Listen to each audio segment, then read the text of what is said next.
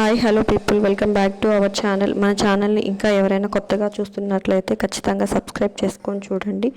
ఈరోజు టాపిక్లోకి వెళ్ళిపోదాం. ఇంకా ప్రియా అరవగానే వసుంధర అదిరిపడి, అల్లుడు నీకు పుణ్యం ఉంటుంది, ఈసారి వచ్చేటప్పుడు దీన్ని వెంట తీసుకురాకురా, నువ్వే నయం, స్లో పాయిజన్ లాగా మెల్లిమెల్లిగా చంపుతావు, ఇది ఇప్పుడే చంపేసేలా ఉంది అని అంది వసుంధర శివ వైపు చూసి. శక్తి కిటికీకి దగ్గరకు వచ్చి, మనిషి పుట్టాక కొంచెం సిగ్గు శరం ఉండాలి, రానని చెప్పి 8 గంటలు కూడా కాలేదు, అప్పుడే వచ్చేసావు అని అంది ప్రియా వైపు చూసి. ప్రియాకి శక్తి తనని ఎందుకు తిడుతుందో అర్థం కాక అయోమయంగా మొహం పెట్టింది. ఓయ్, నువ్వు అనాలనుకుంటే నన్ను డైరెక్ట్గా అనవే, దాని మీద వంక పెట్టుకొని తిడతావెందుకు అని అన్నాడు శివ. ఓయ్, నువ్వు ఈ సిగ్గులోనే వాడు వెంటేసుకొని వచ్చావా అని అంది శక్తి కోపంగా. వీడిని తీసుకురాకపోతే నాకు దారి తెలియదు కదే అని అంది ప్రియ. అంతే, శివ ప్రియాని తల మీద ఒక్కటి పీకాడు. వావ్ బావా అని అంది ప్రియా తల రుద్దుకుంటూ. ప్రియా వైపు చూసి, నువ్వు మొయ్ అని. ఓయ్, ఎవడికే సిగ్గులేనిది ఉండవే అంటూ గ్రిల్ని పీకేసి, ఇది పట్టుకోరా అంటూ వరుణ్కి ఇచ్చాడు శివ. శివ మెస్ని పీకేయడం చూసి, వామ్మో అల్లుడు నా ఇల్లు పీకి పందిరి వేస్తున్నాడే అంటూ వసుంధర గుండెలు బాదుకుంటుంది. శివ కిటికీలో నుంచి దూకి లోపలికి వస్తూ, అబ్బా నేను చివర్లో అన్నీ బిగిచ్చేస్తానులే అత్త, నువ్వు అలా గుండెలు బాదుకోకు అని అన్నాడు. ఏం పీకాడో ఏం బిగిస్తాడో, ఇప్పుడు నిన్ను ఇక్కడ మావయ్య గారు చూస్తే అందరినీ పీకి బయటపడేస్తారు అని అంది వసుంధర. తాతయ్య సంగతి తర్వాత ఆలోచిద్దాం, ముందు దీని సంగతి చూడనివ్వు అత్త, దీనికి ఈ మధ్య గోరోచనం బాగా ఎక్కువైంది అని అన్నాడు శివ. ఏంట్రా నువ్వు చూసేది, ప్రేమగా మాట్లాడుతుంటే ఎక్స్ట్రాలు చేస్తావా, సిగ్గుంటే నాతో మాట్లాడకు అని అంది ప్రియ. శక్తి, అవునే నాకు సిగ్గులేదు, అయితే ఏంటి ఇప్పుడు, అవును రా అంటున్నావేంటి, నువ్వు నా పెళ్ళానివనే విషయం మర్చిపోయి రజనీ పిన్నివి అనుకుంటున్నట్లున్నావు. ఓహో తగ్గవమ్మ, కాస్త క్యారెక్టర్లో నుంచి బయటకు రా అని అంటూ శక్తిని 2 వాయించాడు శివ. నన్నే కొడతావా, అయిపోయావురా అంటూ చాకు తీసింది శక్తి. అది చూడగానే వసుంధరకి మంత్రి కొడుకు మీద యాసిడ్ పోసిందన్న విషయం గుర్తుకు వచ్చింది. అంతే, శక్తి అమ్మోరు తల్లిలాగా కనపడడం మొదలయ్యింది. కళ్ళార్పకుండా అలాగే చూస్తూ నిలబడిపోయింది. అమ్మ దొంగ సచ్చిందానా, అది తీసి నన్ను పొడిచేద్దామని, పొడిచేసి తర్వాత ఏం చేస్తావే అంటూ శక్తిని చెయ్యిని గట్టిగా పట్టుకున్నాడు శివ. తర్వాత సంగతి తర్వాత చూసుకుంటానులే అని అంది శక్తి చెయ్యి వదిలించుకుంటూ. అంతలో వరుణ్ ప్రియా కూడా కిటికీలో నుంచి దూకి లోపలికి వచ్చారు. వాళ్ళలా కోతుల్లాగా దూకి రావడం చూసి, అన్ని కోతులు ఒక దగ్గర చేరాయి, ఇంకేముంది ఇల్లంతా కిష్కింత కాండ చేస్తారు. అల్లుడు, మొన్న ఇంటిళ్ళ పాదిని టీవీకి ఎక్కించావు, ఇప్పుడు నన్ను రోడ్డెక్కించాలని నువ్వు గట్టిగా డిసైడ్ అయిపోయావని నాకు బాగా అర్థమైంది, కానివ్వు అంటూ పెదాలు విరుస్తూ చేతులు తిప్పింది వసుంధర. ఆపండి మీ కొట్లాట, ఇప్పుడు మీరున్న సిచ్యువేషన్కి ఈ ఫైటింగ్లు అవసరమా అని అంది ప్రియ. ఓ, ఈ కూతురు కొంచెం వివరం కన్న బిడ్డే, అనవసరంగా అపార్థం చేసుకున్నాను అని అనుకుంటుంది వసుంధర మనసులో. వదిన, మేము అంత దూరం నుంచి వచ్చింది మిమ్మల్ని కలపడానికి, ఇలా కొట్టుకోవడానికి కాదు అని అన్నాడు వరుణ్. అవును మరి, మీ వదిన సీతమ్మ తల్లి, ఇదేమో లంక మరి, అన్నని వదిన్ని కలపడానికి ఈ లక్ష్మణుడు వచ్చేశాడు, ఆపండ్రా మీ బిల్డప్లు అని అంది వసుంధర మధ్యలో దూరి. అత్త అలా అంటావేంటి, పెళ్ళైన భార్య దగ్గర లేకపోతే ఎంత బాధగా ఉంటుందో నీకేం తెలుసు అని అన్నాడు శివ. అవునత్త, నీకు వయసైపోయిందిగా, అందుకే నీకు తెలియదులే అన్నాడు విడ్డూరంగా. ఎవడికి రా వయసు అయిపోయింది, నాకు 35 ఏళ్ళే, ఈ మధ్య డేటింగ్ చేయక కాస్త బొద్దుగా అయ్యాను అంతే. అయినా మీ ఊర్లో 35 ఏళ్ళు వచ్చిన వాళ్ళని ముసలోళ్ళు అంటారా, విడ్డూరం కాకపోతే అని అంటూ వరుణ్ మీద విరుచుకుపడింది వసుంధర. అత్త, వాడేదో చిన్నపిల్లోడు, తొందరలో ఏదో ఒకటి వాగుతాడు, నువ్వు ముసల్దానివేంటి, మన బబ్లుగాడు పెళ్ళై 2 పిల్లలు పుట్టినా నువ్వు ఎంగుగానే ఉంటావు అని అన్నాడు శివ. థ్యాంక్స్ అల్లుడు, రోజు నాకు బేబీ తెప్పించే పనులే చేసినా మధ్య మధ్యలో ఇలా తీయగా మాట్లాడి ఐస్ చేస్తావు, కాస్త వీడికి కూడా 4 మాటలు నేర్పించు, లేదంటే రేపు దీని చేతిలో రోజు తన్నులు తింటూ అని అంది వసుంధర ప్రియ వైపు చూసి. అయ్యో, నేను రోజు తన్నను పిన్ని, కోపం వస్తేనే కొడతాను అని అంది ప్రియ.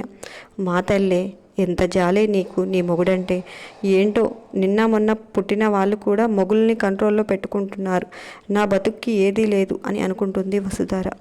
అబ్బో, చెయ్యి వదలరా మగాడా, ఊడిపోయేలా ఉంది అని అంది శక్తి. మరి కత్తులు కటారాలు తీస్తావా అని అన్నాడు శివ. తీయంలే వదులు అని అంది శక్తి. అదేంటి, తీయన్లే అంటూ మొహం అంత లావుగా పెట్టుకున్నావు, మార్చు, ఆ ఎక్స్ప్రెషన్స్ మార్చు, వినయంగా నా కాళ్ళకి దండం పెట్టు, తప్పైపోయింది క్షమించండి అని అడుగు, అప్పుడు నేను పెద్ద మనసు చేసుకొని క్షమించేస్తాను అని అన్నాడు శివ. ఆ మాట వినగానే ఏంటి కాళ్ళకు దండం పెట్టాలా, మరీ ఎక్కువైనట్లు లేదు అని అంది శక్తి మొహం చిట్లించుకొని. ఎక్కువైందా, అయితే నీకు ఎంత కావాలంటే అంత తీసుకొని మిగిలింది దాచుకో అని అన్నాడు శివ. ఇంతలో రామ్మోహన్ రావు దగ్గు వినపడేసరికి ఎక్కడి వాళ్ళు అక్కడే పారిపోయారు. వసుంధర ఫ్రిడ్జ్ తాటున తాంకుంది. శివ, శక్తి ఇద్దరు హాల్లో ఉన్న మెట్ల కిందికి పారిపోయారు. వరుణ్, ప్రియకి ఇల్లు కొత్తగా ఉండి ఎక్కడ దాక్కోవాలో తెలియక వాళ్ళు కూడా ఫ్రిడ్జ్ చాటున దాక్కోవటానికే వెళ్ళారు. అంతే. ఒరేయ్, మీ మొహాలు మండ, మీరు కూడా ఇక్కడికే వచ్చి చచ్చి నా నెత్తి మీద ఎక్కుతారా, ఇది నా ప్లేస్, పోయి ఎక్కడికైనా దాక్కోండి అని గట్టిగా వార్నింగ్ ఇచ్చింది అక్కడే ఉన్న వసుంధర. అత్త, ఈ ఇల్లు మాకు కొత్తగా ఉంది, మేమే ఇక్కడ ఉంటాము, నువ్వు వేరే చోటుకి వెళ్ళు అని అన్నాడు వరుణ్. చంపేస్తాను వెధవ, ముందు నేనొచ్చాను, అందుకే ఇది నాకు బుక్ అయిపోయింది, మీరు ఎక్కడికైనా పోండి అని అంది వసుంధర వరుణ్ని బెదిరిస్తూ. ఎక్కడికి వెళ్ళాలో తెలియక వరుణ్, ప్రియ అటు ఇటు తిరిగి డోర్ తీసి ఉందని ఒక రూమ్లోకి వెళ్ళి దూరారు. బెడ్ మీద జానకమ్మ నిద్రపోవటం చూసి మెల్లిగా మంచం కిందికి దూరి దాక్కున్నారు. డైనింగ్ టేబుల్ మీద జగ్గులో కూడా మంచినీళ్ళు లేకపోయేసరికి ఈ మధ్య జానకికి మతిమరుపు బాగా ఎక్కువైపోయింది. పడుకునే ముందు గదిలో మంచినీళ్ళు పెట్టడం లేదు సరికదా, ఇక్కడ కూడా లేకుండా చేస్తుంది అంటూ కిచెన్లోకి వెళ్ళాడు రామ్మోహన్ రావు. ఫ్రిడ్జ్లో మంచినీళ్ళు అలవాటు లేని రామ్మోహన్ రావు గారు రాగి బిందెలో నీళ్లు ముంచుకొని తాగుతూ ఉండడంతో ఆ పక్కనే ఫ్రిడ్జ్ చాటున దాంకున్న వసుంధర మామగారిని చూసి గుడ్లు తేలేసి నోటికి గట్టిగా రెండు చేతులు మూసుకొని బొమ్మలాగా నిలబడింది. ఆయన మంచినీళ్లు తాగే లోపే వసుంధర ఒళ్ళంతా చెమటలతో తడిచిపోయి ముద్దయిపోయింది. భయానికి కాళ్ళు చేతులు చల్లబడిపోయాయి. తలలో నుంచి కారుతున్న చెమటలను తుడుచుకోవడానికి కూడా చేయిని కదిలించలేనంత బాడీ బిగుసుకుపోయింది. దేవుడా, అయిపోయాను, మామయ్య గారిని ఇటు తల తిప్పకుండా నువ్వే చూడాలి స్వామి అంటూ 100 మొక్కులు మొక్కుకుంది మనసులో. ఇంతలో రామ్మోహన్ రావు మంచినీళ్లు తాగి కిచెన్లో లైట్ తీసి వెళ్ళిపోయారు. ఆయన వెళ్ళగానే వసుంధర నిలబడిన చోటే చతికిల పడిపోయింది. అల్లుడు, నీ ప్రేమ తగలయ్యా, నీ ప్రేమ కోసం అమాయకురాలైన నా జీవితంతో ఆడుకుంటున్నావు కదరా అంటూ శివాని తిట్టుకుంది. ఎవరో వస్తున్న అలికిడి విని వరుణ్, ప్రియ ఒకరి ముఖాలు ఒకరు చూసుకున్నారు. లోపలికి వస్తున్న రామ్మోహన్ రావుని చూసి దేవుడా, పోయి తాతయ్య గదిలోకి వచ్చామా అనుకుని ఇద్దరు ఒక్కసారిగా తల కొట్టుకున్నారు. రామ్మోహన్ రావు మంచం దగ్గరకు రావడం చూసి బయటకు ఉన్న వరుణ్ చేతిని లోపలికి లాగబోయింది ప్రియ. కానీ 2 సెకండ్స్ లేట్ అయిపోయింది. ఆయన మంచం దగ్గరకు వచ్చి కింద చూసుకోకుండా వరుణ్ చేయి మీద కాలు వేశారు. దాంతో వరుణ్ పెద్దగా అరవబోయేలోపు ప్రియ వరుణ్ నోటిని గట్టిగా మూసేసింది. ఆయన చెప్పులు విడిచి మంచం మీద పడుకోగానే వరుణ్ చేయి తీసుకొని బాధగా విదిలించుకునేసరికి ప్రియాకి చాలా బాధేసింది. చేయి తీసుకుని నిమురుతూ నలిగిన చోట ముద్దు పెట్టేసరికి వరుణ్ ఒక్కసారిగా షాక్ అయి తర్వాత వేలితో ప్రియాకి బుగ్గ చూపించి ప్రియా హిహిహి అంటూ పెదాల సాగదీశాడు. ఒక్కటి వేస్తాను అన్నట్లు చేతితో సైగ చేసి చూయించింది. దాంతో వరుణ్ అలిగినట్లు మొహం పెట్టుకున్నాడు. అది చూసిన ప్రియ, ఆడపిల్లలాగా భలే అలుగుతాడు బావగాడు, ఇలా అలిగితే నిజంగా భలే ముద్దొస్తాడు తింగరోడు అంటూ ముందుకు వంగి వరుణ్కి ముద్దు పెట్టేసింది ప్రియ. అప్పటి వరకు మొహం మాడిపోయిన చపాతీలాగా పెట్టుకున్న వరుణ్ ఒక్కసారిగా సంతోషంగా నవ్వుతూ తాతయ్య పడుకున్నట్లు ఉన్నారు, మనం మెల్లిగా బయటకు వెళ్ళిపోదాం అని చేతులతో సైగ చేసి చూయించుకున్నారు. ఓకే అన్నట్లు తల ఊపింది ప్రియ. మెట్ల కింద దాక్కున్న శివ, శక్తి మెల్లిగా బయటకు వచ్చారు. రానన్నావు కదా, ఎందుకు వచ్చావు అని అడిగింది శక్తి కోపంగా. అయితే నేను రావడం నీకు ఇష్టం లేదన్నమాట, అయితే వెళ్ళి పడుకోపో, నేను వెళ్ళిపోతానులే అని అన్నాడు శివ కోపంగా వెనక్కి తిరిగి 2 అడుగులు వేస్తూ. శివ అలా వెనక్కి తిరగగానే శక్తి అమాంతంగా వెనక నుంచి శివ నడుం చుట్టూ చేతులు వేసి వీపుకి తల ఆనించి నేను ఇష్టం లేదని అన్నానా అని అంది ప్రేమగా. శక్తి చేతులను అల్లుకోగానే అప్పటి వరకు ఉన్న కోపం ఒక్కసారిగా ఎగిరిపోయి పెదాల మీదకి నవ్వు వచ్చేసింది. శక్తి చేతులను పట్టుకొని ఇంకా దగ్గరకు లాక్కుంటూ మరి ఎందుకు వచ్చావంటే అర్థం అదే కదే అని అన్నాడు శివ. మరి నువ్వు అలా మాట్లాడితే నాకు కోపం రాదా అని అంది శక్తి. నీకు నా మీద కోపం రాకూడదే శివాంగి, ఎప్పుడు ప్రేమే రావాలి అంటూ శక్తిని ముందుకు తీసుకొని కౌగిలించుకున్నాడు శివ. ఉఫ్, ఎవరన్నా వస్తారు, బయటకు వెళ్దాం పదా అంటూ శక్తి శివాని బయటకు తీసుకువెళ్ళింది.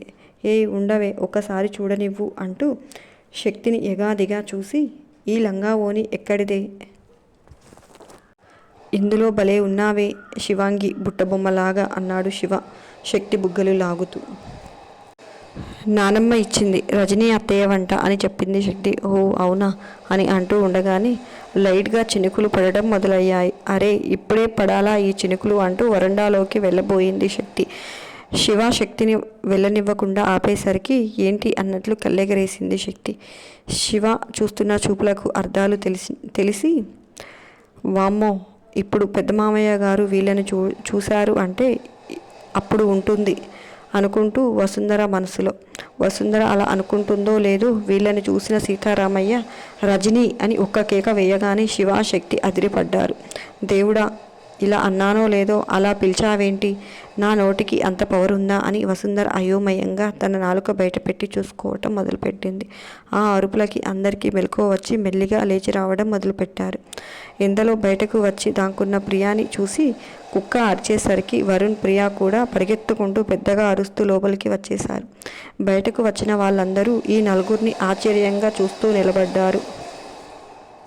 సీతారామయ్య శక్తి వైపు కోపంగా చూసి, ఎప్పటి నుంచి జరుగుతుంది ఇదంతా? ఎంత మీకు పెళ్లి చేయాలని నిశ్చయమైన, పెళ్లికి ముందు ఇలాంటి వేషాలు వేస్తే తోలు వలిచేస్తాను, లోపలికి పో అని అరిచాడు. శక్తి మాట్లాడకుండా పైకి పరిగెత్తింది. శివాకి అందరూ తననే చూడటంతో చాలా ఎంబారెసింగ్గా ఉండి వచ్చి రాని నవ్వుతూ వచ్చేయడానికి వెనక్కి తిరిగాడు. ఒరే కృష్ణ అని సీతారామయ్య కేకయ్యగానే శివ కళ్ళు మూసుకొని నాలుక బయటపెట్టి స్లో మోషన్లో వెనక్కి తిరిగాడు. పెళ్లికి ముందు ఇలాంటి పిచ్చి పిచ్చి డ్యాన్సులు వేశారంటే అల్లుడువని కూడా చూడను, నీ తోలు కూడా వలిచేస్తాను, గుర్తుపెట్టుకో అనగానే శివ గుండ్రంగా తల గిరాగిరా తిప్పాడు. అది చూసిన వసుంధరకి నవ్వు ఆగలేదు. ఇంటికి వెళ్ళండి అని అరిచాడు సీతారామయ్య. శివతో పాటు వెళ్తున్న వరుణ్ ప్రియాని చూసి, నువ్వెక్కడికి పోతున్నావు అని అరిచాడు సీతారామయ్య ప్రియాని చూసి.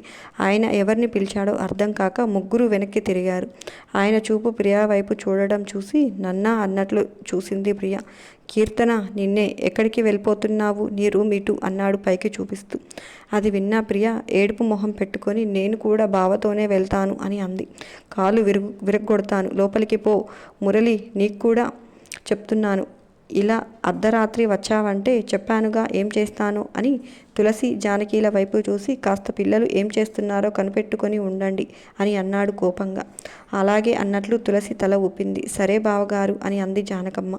కీర్తన జానకమ్మ కూతురు, ప్రియా రామ్మోహన్ రావు కూతురు జానకి అనుకుంటున్నాడు సీతారామయ్య. ఈ విషయం అందరికీ అర్థం అవగానే, అల్లుడు, ఎంత పగబట్టేశావురా నా మీద, అలా అన్నానో లేదో ఇలా బండ వేశావు నెత్తిమీద, దీన్ని వెంట తీసుకురావద్దంటే నీకు ఇలా అర్థమయ్యిందా, పర్మనెంట్గా ఇక్కడే ఉంచేసి వెళ్ళిపోతున్నావుగా అన్నట్లు తల మీద చేయి పెట్టుకుంది వసుంధర. అంతేనండి ఈ రోజుటికి ఈ వీడియో. నచ్చిందా? ఎలా ఉంది? ఖచ్చితంగా కామెంట్స్ రూపంలో తెలియజేయడం మాత్రం అస్సలు మర్చిపోకండి. మరొక మంచి టాపిక్తో మీ ముందుకు మళ్ళీ వస్తాను. వెళ్తూ చిన్న లైక్ చేయడం మాత్రం మర్చిపోకండి. Bye bye.